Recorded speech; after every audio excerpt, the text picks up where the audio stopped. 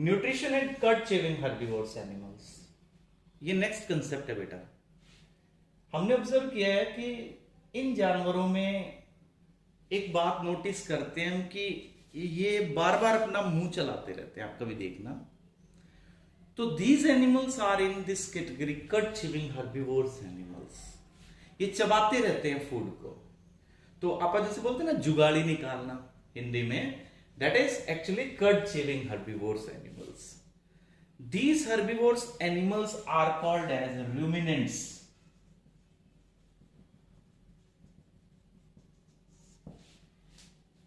ये कैसे खाते हैं फूड को? जब ये फर्स्ट टाइम फूड खाते हैं बेटा, जैसे ये फूड है, ये जैसे ही अपने माउथ में रखते हैं, ये इस फूड को स्वेलो कर लेंगे, निगल जाएंगे, और ये स्टमक में, इनके स्टमक में एक रीजन है that is known as rumen. इनका जो स्टमक है एक्चुअली वो 4 चैम्बर्ड है। इसमें सबसे बड़ा एक चैम्बर है that is known as rumen. इन जानवरों का पेट 4 चैम्बर्ड है और उसका एक सबसे बड़ा चैम्बर जो है that is known as र्यूमन।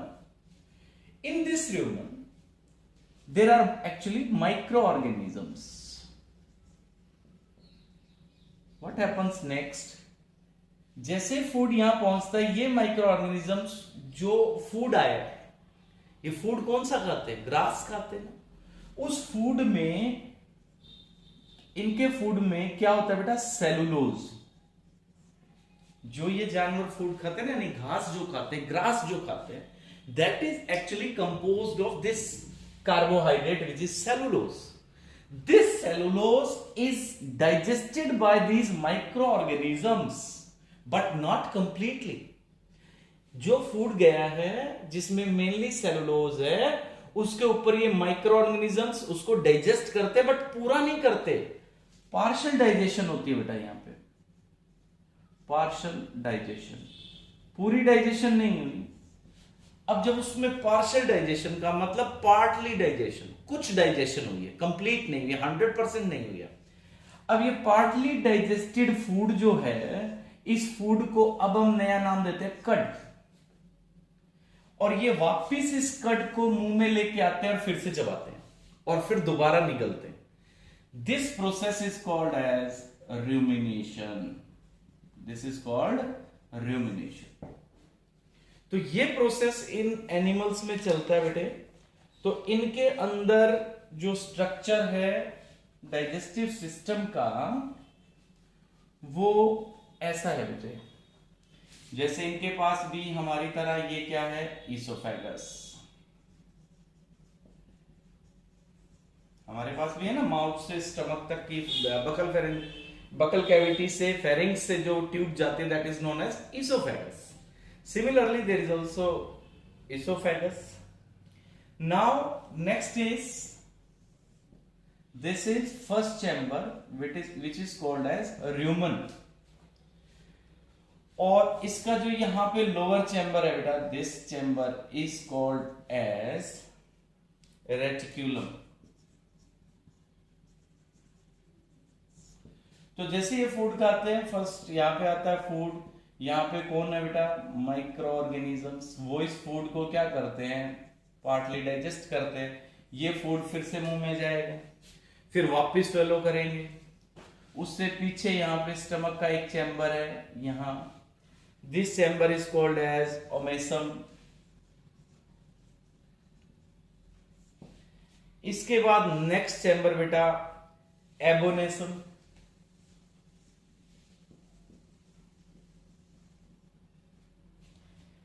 Then इसके बाद आगे जो पार्ट आता है बेटा इनका, स्मॉल इंटेस्टाइन। जैसे हमारी कर्ड होती है, सिमिलरली इनकी भी ये इस तरह से है। ये this is actually small intestine.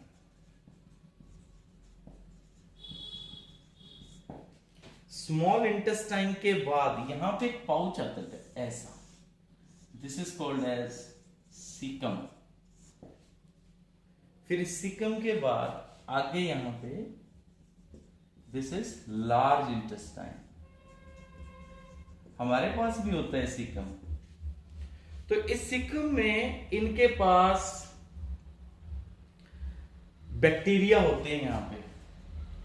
ये बैक्टीरिया क्या करते हैं बेटा, सेलुलोज को कंप्लीट डाइजेशन करवा देते हैं। यहां पे सेलुलोज की डाइजेशन होती है और फिर यहां से आगे ये वेस्ट बाहर निकालने के लिए। तो ये डाइजेस्टिव सिस्टम है। अच्छा, हमारे पास भी सीकम, अभी मैंने बताया आपको, तो क्या हम भी घास डाइजेस्ट कर सकते? Can we digest the grass? तो आंसर है नो, क्योंकि ग्रास में क्या होता है, सेलुलोज, और सेलुलोज डाइजेस्ट करने के लिए हमें कौन चाहिए, माइक्रो ऑर्गेनिजम्स चाहिए। ये माइक्रो ऑर्गेनिजम्स हमारे पास नहीं है, इसलिए बेटा याद रखना, हम लोग सेलुलोज को डाइजेस्ट नहीं कर सकते। ह्यूमन बीइंग सेलुलोज को डाइजेस्ट नहीं कर सकते। अब आपकी बुक का लास्ट कंसेप्ट है न्यूट्रिशन इन अमीबा। अब जो अमीबा है ना बेटा, वो भी हमारी तरह कैसा मोड ऑफ न्यूट्रिशन है इसमें, होलोजोइक। कैसे होते हैं ये, माइक्रोस्कोपिक यूनिसेलुलर ऑर्गेनिजम्स होते हैं बेटा। माइक्रोस्कोपिक यूनिसेलुलर, एक सेल वाला है और माइक्रोस्कोप से दिखेगा। कहां मिलता है, ये पानी में मिलता है बेटा, पोन्स में और लीक्स में, ठीक है। और मिलता है बेटा मॉइस्ट सॉइल के अंदर भी मिल जाता है। अब इसमें इसका स्ट्रक्चर कैसा होता है, इसका स्ट्रक्चर बेटा ऐसा, इरेगुलर शेप, ऐसा होता है। अब इसमें भी, अब ये जो स्ट्रक्चर होता है ना बेटा इसके, ये ऐसे आगे निकाल के चलता है। जब अमीबा ने चलना होता है ना, ये स्ट्रक्चर आगे निकलता है, फिर आगे सरकता है, फिर आगे। तो इस स्ट्रक्चर को कहते हैं स्यूडोपोडिया। स्यूडो का मतलब होता है बेटा फॉल्स, और पोडिया का मतलब होता है फीट। तो फॉल्स फीट है इसके पास।